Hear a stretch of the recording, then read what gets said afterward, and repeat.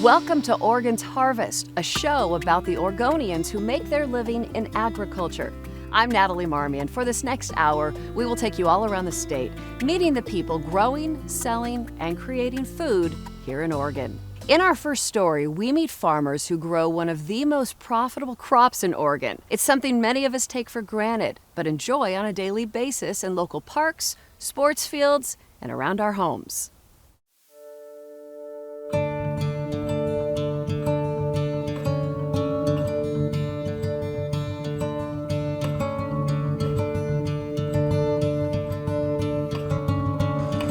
Oregon is the ideal climate to grow grass seed in. We get the cool, wet fall, winter, and springs, and then harvest season allows for the dry summers to get the crop in, and that's what I love about it.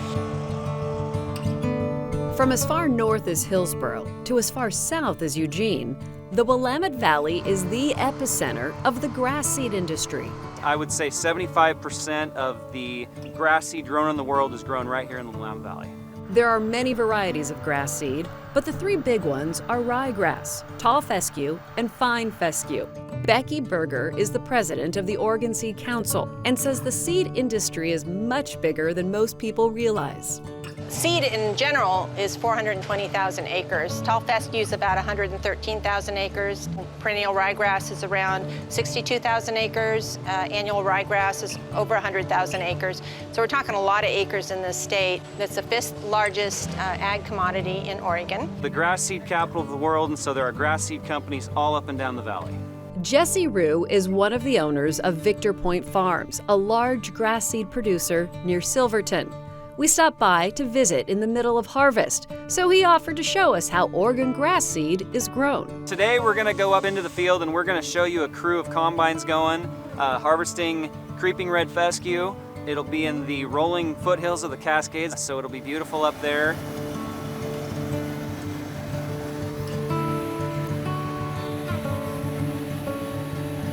For seed farmers, their season begins in the fall. September 1, we're working the dirt, we're prepping the ground to plant in the fall of the year, where we're planting our fall seeded crops such as ryegrass, our clovers. Winter is a slower time, but they keep busy servicing and maintaining their fleet of heavy equipment. It's one of the challenges for a grass seed farmer. The whole crop is ready at the same time. So we have to invest in a lot of heavy equipment that only operates a couple months out of the year. Around Valentine's Day, they are back in the fields, adding fertilizer and spraying for weeds and off-type grasses to ensure the only seeds in their crops are the ones they planted. One thing that surprised us, how long a crop lasts. For example, this field here that we planted this spring, it's going to be in the ground for essentially 6 years. We will get five crops off this field before we work the soil again.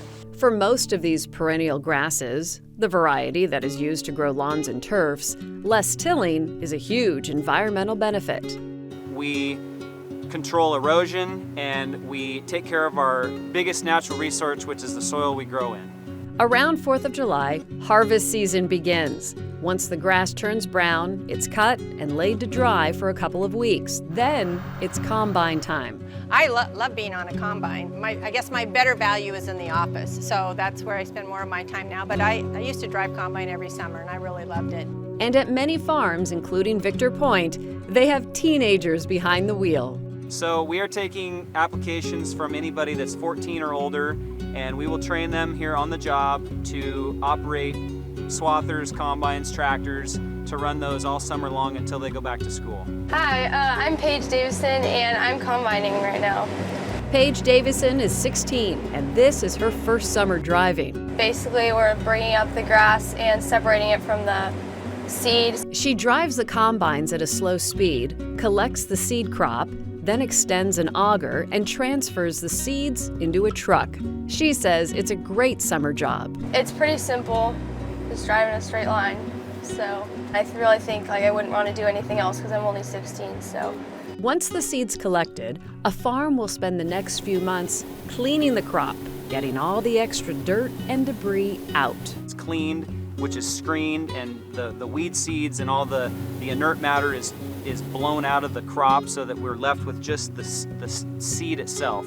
From there, it goes to a seed company where they blend it, bag it, and ship it out. For lawns and sports fields, golf courses. Fine fescues are used in roughs for golf courses. They're shade tolerant. Ryegrasses are more of a finer leaf that are used in the fairways for golf courses. I would love to be the official grass seed of Disneyland or something like that, but not got there yet. So. And of course, there are home lawns. Victor Point Farm sells its seeds to Scott's, so there's a good chance their grass is growing in your yard right now. I personally like a ryegrass fine fescue blend. It's quick to grow. It's as long as you keep it watered a little bit, it works pretty good. In the future, I may try a tall fescue yard because we're getting these drier, hot summers, and it's more drought tolerant. Lawns are great for everybody. Number one, I like to have grass around my house so my kids and grandkids can be out there enjoying it. It certainly cools down the area around your house. It also protects against fire. Also, it sequesters carbon, so you're actually doing the environment a favor and you're growing grass out in your yard. And if you want to make sure you have Oregon-grown seed in your yard, look for the Grown in Oregon label on the back of the bag.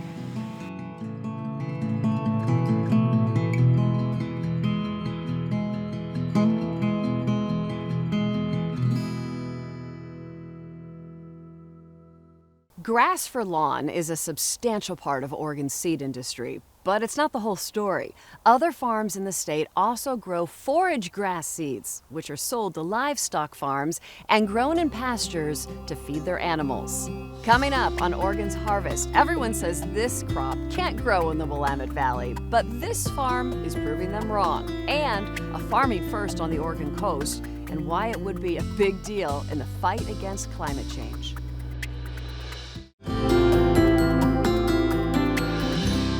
Welcome back to Oregon's Harvest. I'm Natalie Marmion. The same mild climate that allows grass seed farmers to be so successful is a blessing for a more unusual crop as well. Next, we head into the Mount Hood territory, where they are producing some surprising products.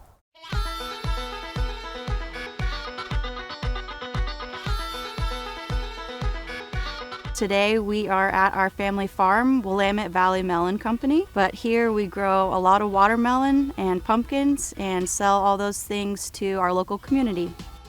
Willamette Valley Melon Company has been farming for about 10 years. It all started when a friend told her dad Neil that good watermelons can't grow in the Willamette Valley.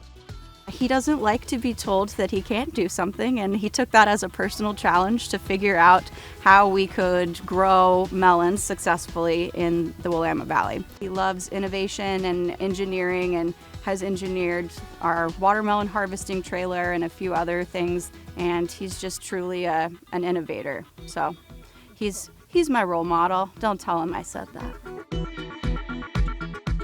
It took years of experimentation with varieties and growing techniques, but they figured it out and now harvest 20 to 40 acres of watermelons each year.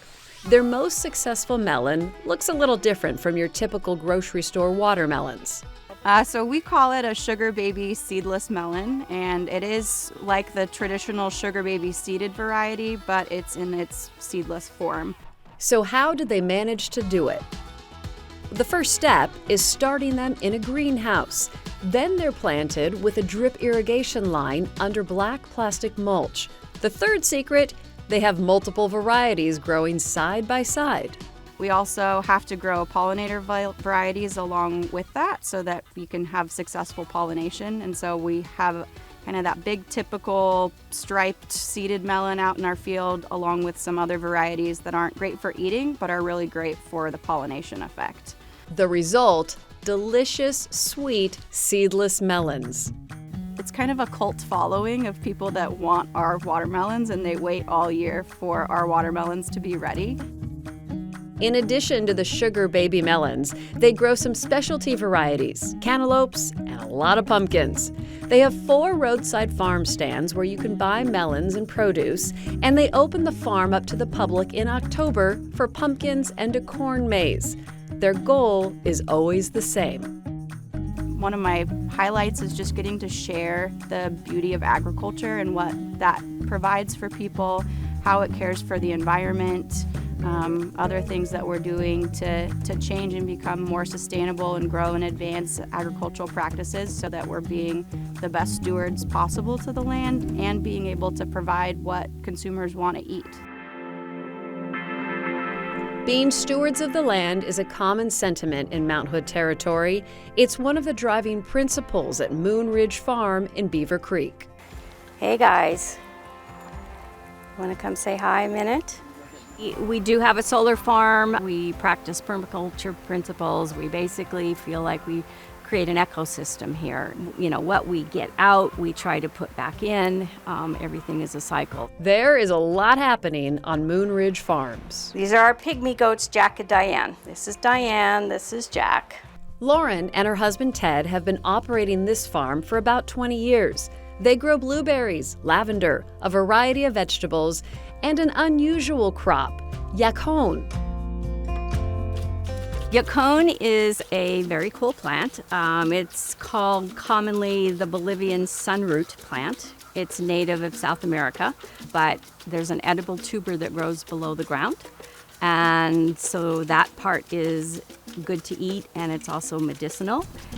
Lauren first heard about yacon from some family living in South America, where it's used by people to manage blood sugar. It has a type of molecule, a sugar molecule that goes through your gut intact so it doesn't affect your insulin levels. So that's how it's effective, and they do very well here.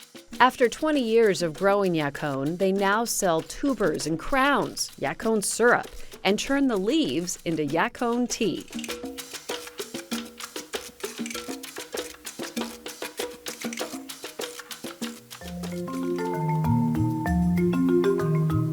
Moon Ridge Farm starts yacon in the greenhouse, then moves it into the garden around the same time as the peppers and tomatoes. You need a lot of space because the crowns themselves, even though they're small, they grow tubers, and the tubers can get very large. The plants grow leafy and tall over the next few months while producing large tubers underground. Once the weather turns cold, the plants die off and the tubers are harvested. Once you let them sit for a couple of weeks, they sweeten up and they taste kind of like a sweet jicama, only a little bit juicier. We like to eat them raw. Through the winter, Lauren and Ted process the tubers, turning them into syrup. So you basically take the product and cook it down till you get a dark, rich, kind of molasses type syrup. You can buy yacon crowns and products on the Moon Ridge Farm website or at their summertime farm stand.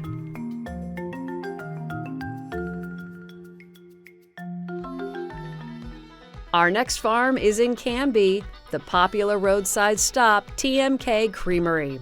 You can do a self-guided tour. You can go see the cow celebrities and how they lived, and then you can go see the junior cow celebrities, which are baby calves, and see how they live and what they do. And then you can come back and see the process of cheese making in the creamery through our viewing windows. At TMK, the #1 priority is the health and happiness of their animals. Basically creating an environment where they're living their best life is really our goal with everything, because if they're not happy, like, we're really wasting our time. TMK Creamery makes and sells cheddar, Gouda, cheese curds, ice cream, and now their own alcohol. They call it cowcohol, and it's the only product of its kind in the country. Oh, we can't make enough. It's been great. I mean, the support we get has been incredible. Cheesemakers are often looking for the best way to use their leftover whey, and for Todd, the answer came to him one day while reading the newspaper. An article that I found on fermentation and distillation of whey, and it was done by what I call the greatest university on the planet, Oregon State. OSU had figured out how to turn whey into vodka. It was a no-brainer for us because it made the whey more environmentally friendly to discard. It also created another product for us. I mean, so we just started diving into it and figuring out what we needed to do to make that happen. They found a distillery that was willing to give it a try, and by 2019, they had their first bottle.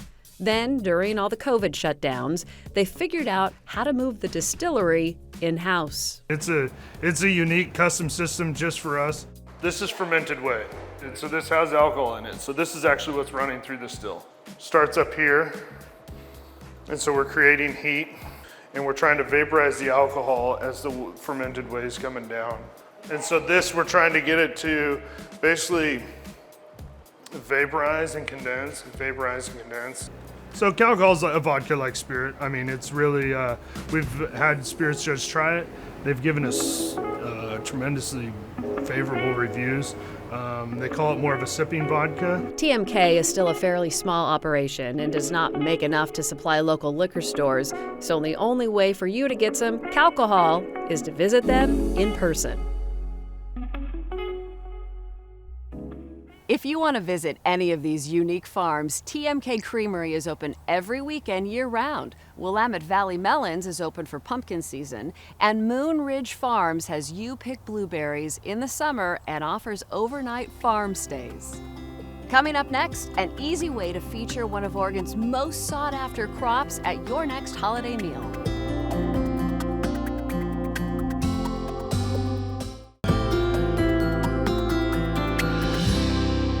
I'm Natalie Marmion. Welcome back to Oregon's Harvest, a show all about the people working in agriculture and the products they produce. Next up, we're heading into the kitchen. Earlier this autumn, I met up with artisan chef Greg Cabeza from Market of Choice to learn more about one of Oregon's most elusive crops.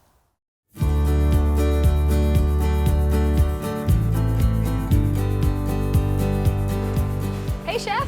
Hey, Natalie. You have everything we need? I think so, yep. I'm ready to make our wild mushroom tart. All right, let's head to the kitchen then and put it together. All right, let's go.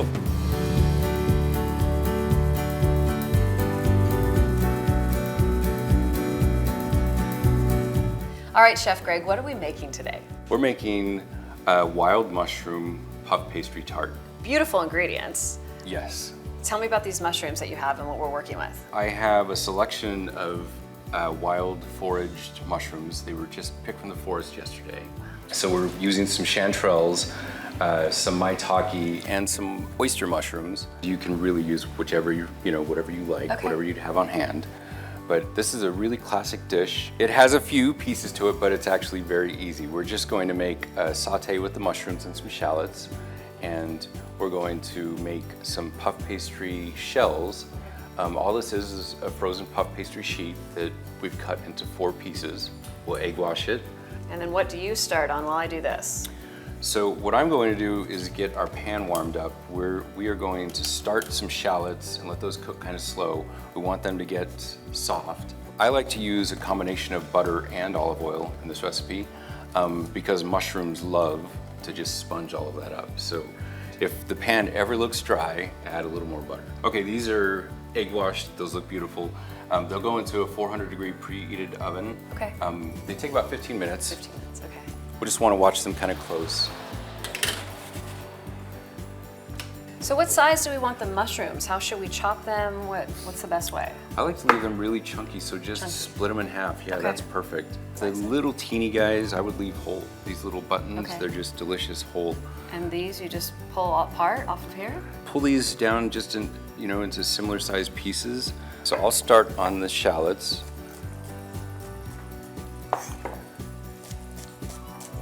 He's faster than I am. Once you hear it sizzling like that, it's ready. We'll throw all of our shallots in.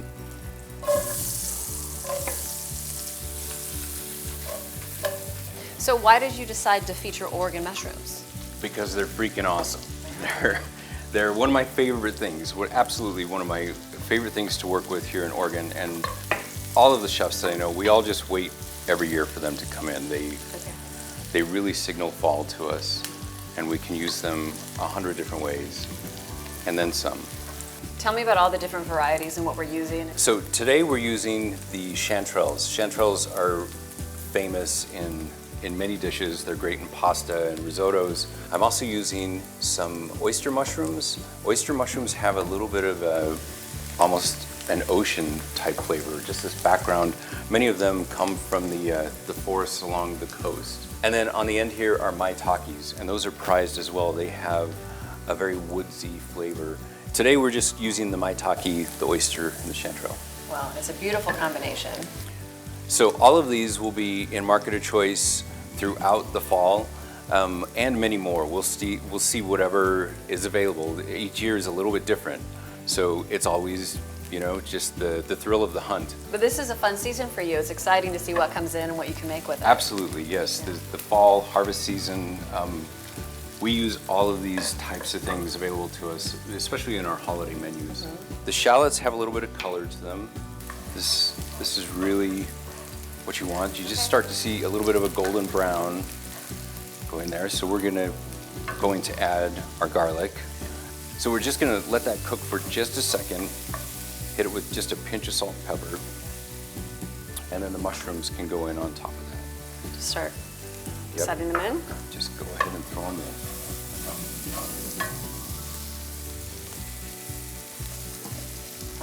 If your pan starts to get a little dry, add just a little more butter. So Look at the colors. It's so beautiful. yeah, at this point, really, we're just going to add some cream and some cheese to it, a little bit of sherry to deglaze the pan. And you could toss it with gnocchi or some pasta and serve it just as is. It's a vegetarian dish. Serve it over some steak. It doesn't have to go into our puff pastry. Speaking of which, we should probably take a peek at those puff pastries. Oh yeah. Is your nose telling you it's time? Starting to smell. That looks great. That's It perfect. sure does. Beautiful. So now all we're going to do is deglaze it with a little bit of sherry. Okay. And you could use a dry white wine here if you wanted to. It may flare up on you, so just be careful of that. The sherry has a fair amount of alcohol. And then we're going to add a little bit of cream. So we're going to stir in a little bit of Parmesan and a little Face Rock aged cheddar. And then I'm just going to chop a few herbs into it. Okay. Just some sage and some thyme. So now we'll move to these. Okay. So all we're going to do is just break through that top layer. Okay. You just really want to make a pocket for the mushrooms to sit in.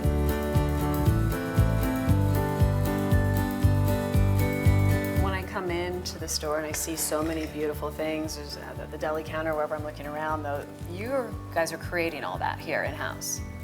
Yes, it's a lot, but we're very proud of it. And living here is a blessing. And, you know, having all of these things come to us, we take a lot of pride in it. It's very important to us that we treat all these products very well. This goes back in the oven. Yes. Okay. But just look at those. I mean, They're so those are beautiful. just stunning Right. as it is. But yes, I want them to brown just a tiny bit. Okay. So like 3-4 minutes in the oven. All right. We're good to go. Pop it in. So you've been with this company for 20 years. I know you've created some incredible recipes. What goes into all that? How do you put them together and what goes into it? When I'm creating something, I want something to be delicious, of course. Right. I kind of have an old world mentality of using few ingredients that are high quality and use them well. So organ companies will reach out to you with their product and you just design something around that. You come up with a recipe to highlight and feature that, usually also including other organ products? Yeah, we use local all the time. In our kitchens, we feature it everywhere, all around the store. In our meat departments, of course, produce, our specialty cheese areas. So our bakeries, I mean, we start with, sourcing flour in Oregon, sourcing dairy in Oregon. I mean, we want all of those things.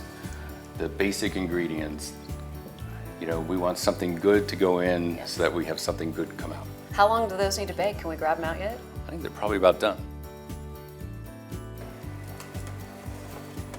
Oh yeah, those look Oh, they're gorgeous. beautiful. Wow. And I always like to finish with just a little bit of fresh herbs over the top. All right, I need to try this.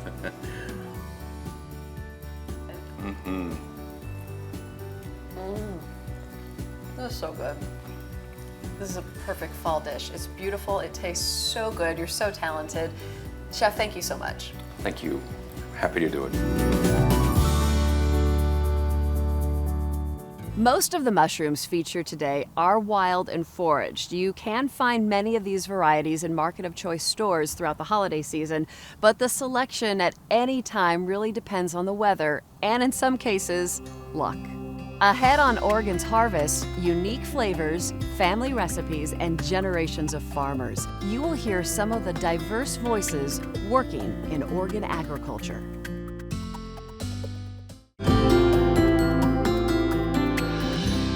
Welcome back to Oregon's Harvest. I'm Natalie Marmion. The agriculture industry right here in Oregon is vast and varied, from the dry eastern side of the state to the wet and lush coastline.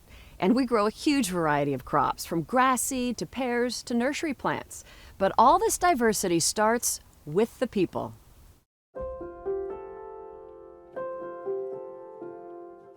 The diversity of Oregon agriculture not only is in the different types of things that we could produce, but the people that grow them or raise them or harvest them. For more than 100 years, people from all over the world have been migrating to Oregon, and they are making their mark on agriculture with their histories, flavors, and foods.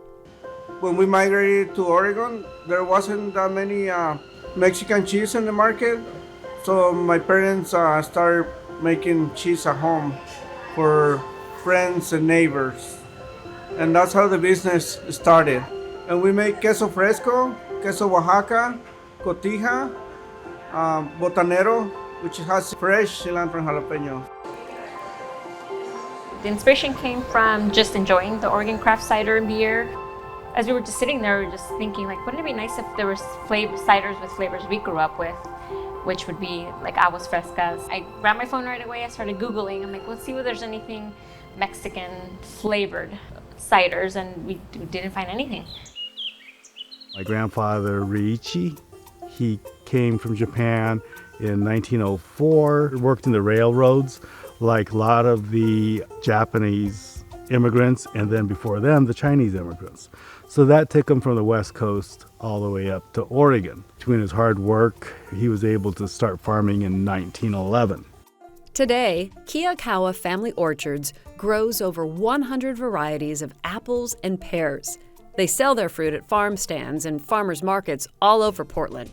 We visited on Cider Making Day, which they sell alongside their produce. Randy has been working hard for 35 years to grow this business, and he credits a lot of his success to his employees. The Japanese population of farming has declined slowly throughout the years. One thing nice though, our main employees are Hispanic, coming from Mexico, and a lot of the Hispanics have went into the roles of being foremen and some even owning the properties. So that's a nice transition. My average employee's length of stay here is, well, 20 to 25 years. The guys know how to farm better than I do. They're the backbone of my operation. Okay, gracias. This is Saul, who grew up on the Kiyakawa farm. His father, who is up on that ladder, has worked here 42 years. Yeah, my dad's been here for quite a while. He loves working in the orchard. He does a bunch of stuff, and he's probably our leader. So if we have questions, we go to the boss or Randy or my dad. Another family that makes their living with apples is the Gonzalez family in Salem. So I'm Jazz Gonzalez. I have my dad over here to the right, my stepmom, Shawnee, and then my brother, JJ. When the Gonzalez family moved here in the 1970s, they too were farm workers. They did apples, they did hops, just everything that could be picked in the Willamette Valley they did. Today, this family of four are equal owners of La Familia Cider Company. You'll find their ciders in grocery stores and bars all over Oregon and Southwest Washington. Our main flavors are pretty much based off your traditional agua frescas. You have Jamaica, which is hibiscus, tamarindo, tamarind, manzana, which is your plain apple cider. For our fourth flavor, which was guava, it was our first seasonal one, but due to the popularity, we decided to add it to our main rotation.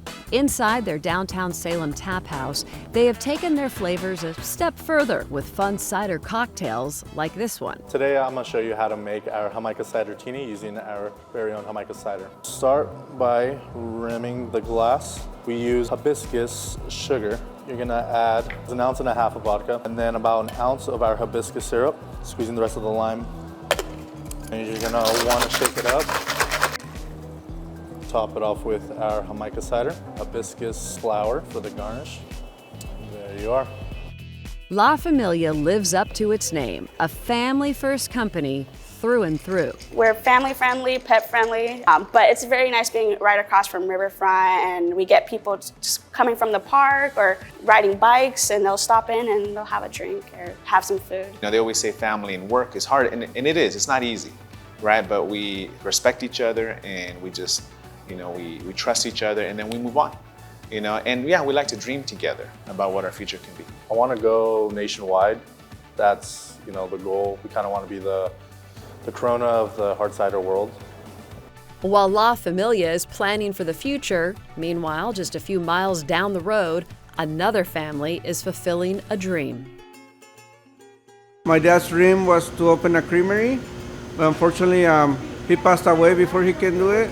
So the whole family got together and were able to open a creamery in 2002. Today, Francisco Ochoa is the owner of Don Froilan Creamery, a Mexican-style cheese company named after his late father. He in Mexico was always an entrepreneur and influenced the whole family to work with him. After migrating to Oregon, Francisco's parents started making cheese at home because they couldn't find the styles they wanted in local grocery stores. Friends and neighbors couldn't get enough, and the demand grew. But in the background, he was always trying to find out how he can take the next step and actually do it in a creamery where he can sell it to the stores. Unfortunately for him, being an immigrant with a little bit of English, and it was hard for him. After Don Froilan passed, his children teamed up to make his dream a reality. Today they have a creamery and popular quesadilla bar in downtown Salem, and they are winning awards at cheese festivals. Yeah, it was the American Cheese Society competition in Portland. We placed our first place with our queso Oaxaca. So today we're going to show you the process of making queso Oaxaca. So we're going to be hand stretching a lot of Oaxaca cheese today.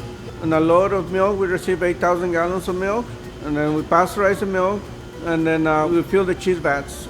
If we're making queso Oaxaca, we cut the curds, we put it on a table, and then transfer those curds to the pots where we start adding hot water to hand stretch the cheese. And we start pulling. This is the most labor-intensive part of the day, where we have to add hot water, so it's a hot process. Big industrial cheesemakers would do this with a machine, but Francisco says this is what makes his cheese so good. So by doing it by hand, we are able to keep the strings on the cheese. It's really, really stringy, and that's why you want it on a string cheese. Like Francisco's family, many of his employees are immigrants too. Some of the cheesemakers were cheesemakers in Mexico as well. I was able to hire them as a cheesemaker with experienced cheesemakers. Don Froilan cheese is a hit with all kinds of customers, and that's what keeps Francisco and his family going.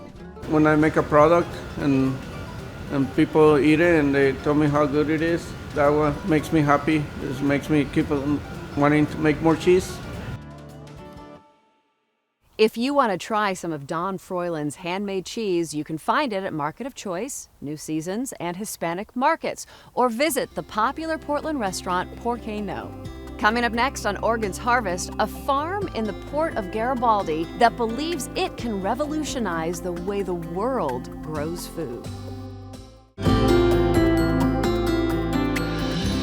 I'm Natalie Marmion. Welcome back to Oregon's Harvest as we celebrate the world-class foods and products grown right here in Oregon. One region that's always a major player is Tillamook. So we drove out to the Oregon coast earlier this fall to visit 3 farms with food and products that stand out from the crowd.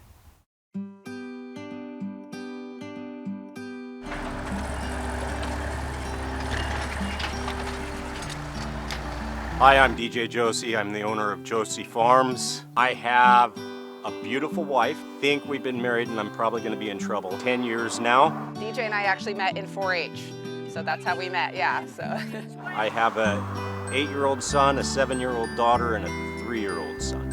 DJ Josie and his wife Jamie are vegetable farmers, but like most everyone in Tillamook, their background is in dairy. They both grew up on farms and still have their own herd. And we had to make a conscious decision whether we wanted to continue to grow more cow numbers or diversify our income. And we really had no desire to milk 1,000 cows. Dairy farming just wasn't making financial sense for them, so they bought property from a retiring farmer, and now they have a thriving vegetable business, but with their own twist. And it's a really interesting production model that we have because we use no commercial fertilizers, no pesticides, no insecticides. And long term, we want to reduce our cow numbers further so that we can actually have a closed loop system.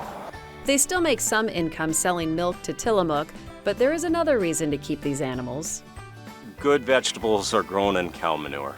Still, as much as they are passionate about sustainable agriculture, there's another reason they do this. because it's a good life for kids to grow up this way, you know. They're farm kids. They like to get dirty. They work side by side with their mother and I, mainly their mother because I don't have the patience for it. They're learning how to propagate, they're learning how to plant seeds, they're learning how to harvest. We're in a real unique climate here. I can grow vegetables year-round in Tillamook County, year-round. So we have, looks like 1, 2, 3, 4 rows of Brussels sprouts, some purple cabbage, kale. Yeah, these will carry us all the way through probably February or March, depending on how severe the winter is. The Josies supply a wide variety of vegetables to restaurants up and down the Oregon coast, as well as a few in Portland. But the product that really sets them apart is their artichokes. Part of the reason our artichokes are separated out from mainstream artichokes is because artichokes are a heavily pesticide product, and we don't use any of that. If you want to try some of Josie Farms vegetables, they have an honor system farm stand just off the main highway where you can try their vegetables, beef, eggs, and artichokes. We take the choke out, usually with a spoon. We boil them for about half an hour and then lay them on a cookie sheet, put olive oil, lime juice, and garlic salt on them and barbecue them for 10 minutes. And they pair extremely good with fresh caught Dungeness crab. It's a finger food feast. But not all farms in Tillamook County produce food. Just a couple miles north of Josie Farms, nestled in a sheltered valley, is a business focused on sharing the unique beauty of the Pacific Northwest. My name is Patrick Zweifel, and my wife and I started Oregon Coastal Flowers in 1996 and got this narrow strip of land along the Kilchis River, 64 acres. A lot of salmon fishing in the fall. It's just a beautiful setting for a flower farm.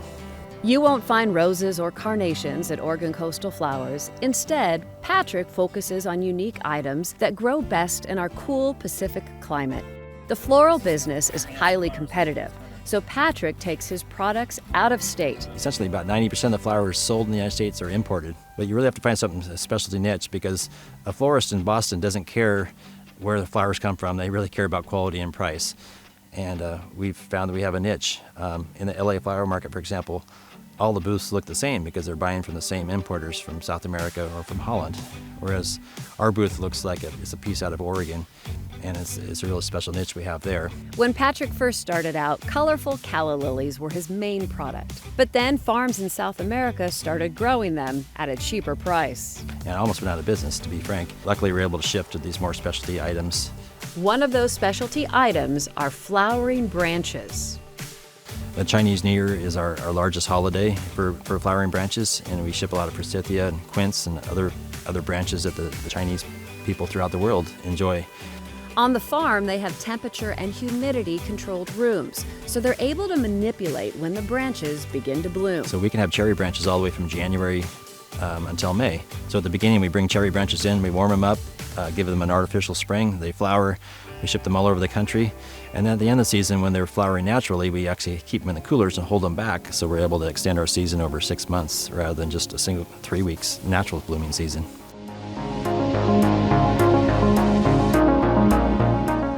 Another huge part of the business are hydrangeas. Patrick has 5 long rows nestled between rows of alder trees. We try to produce as sustainably as possible here at Oregon Coastal Flowers, and so the alder trees provide the shade, and they also are legumes, so they produce nitrogen. And so like when they drop their leaves, all that nitrogen goes in the soil. So I'm creating a situation where the plants thrive because they've got the shade and the nitrogen, and it's just a very sustainable way of growing. Unfortunately, for most of the year, Oregon Coastal Flowers isn't open to the public, but there are a few ways to visit. There's a corn maze and a pumpkin patch every October. They hold weddings and some popular cross-country races. So we have a mud pit behind us, and they cross the river, and all these people are just enjoying it like immensely. It's like one of the highlights of their cross-country career. It almost gives me goosebumps. Our last stop is just up the highway in the port of Garibaldi, a farm with ambitions to change the way we think about and grow food.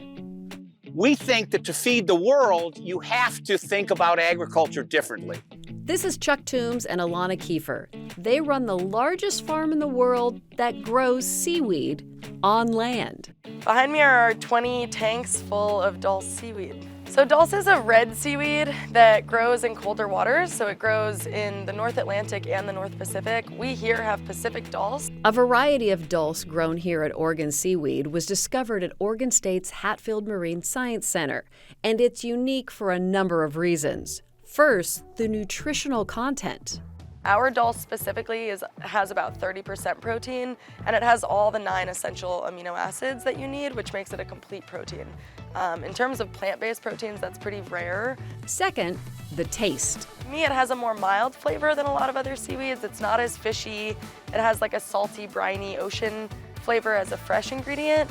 When you cook with it, it pulls out a much more smoky, savory flavor. Third, seaweed farming is great for the environment. Seaweed sequesters carbon out of the atmosphere. It also helps clean the water and has been proven to help ocean acidification. Oregon Seaweed is still small, but they hope to massively scale up and take on some of the larger industrial crops like soy. Seaweed has the potential to be a powerful climate solution, and Chuck believes products like this are what will move the needle. What we're trying to do is come up with a better product at a lower price and let the market take it. And that'll happen far quicker and far better than any other approach possible, either legislative, taxing, shaming, you just can't do it. As of now, Oregon Seaweed has 2 small farms on the coast, one in Garibaldi and one in Bandon.